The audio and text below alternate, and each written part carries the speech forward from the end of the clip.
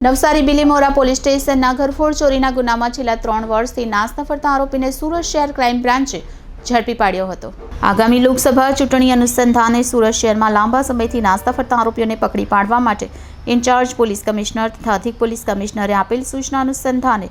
નાયબ પોલીસ કમિશનરના સીધા માર્ગદર્શન હેઠળ પોલીસ ઇન્સ્પેક્ટરની રાહબરી હેઠળ ડીસીબીના વાહન ચોરી સ્ક્વોડના માણસો આવા નાસ્તા ફરતા આરોપીઓને શોધી કાઢવા માટે વર્કઆઉટમાં હતા। તે દરમિયાન પોલીસ ઇન્સ્પેક્ટરને મળેલ ચોક્કસ બાતમી હકીકતના આધારે સુરત શહેર સચિન હોજીવાલા તરફ જવાના રોડ ઉપરથી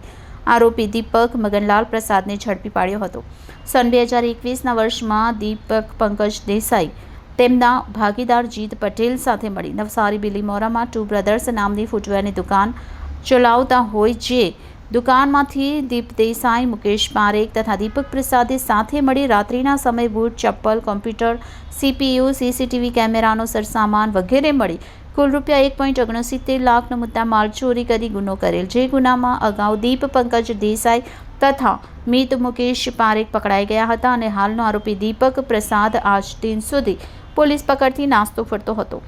મજકૂર આરોપીને આગળની તપાસ અર્થે નવસારી બિલીમોરા પોલીસ સ્ટેશનમાં સોંપવા તજવીજ હાથ ધરવામાં આવી છે।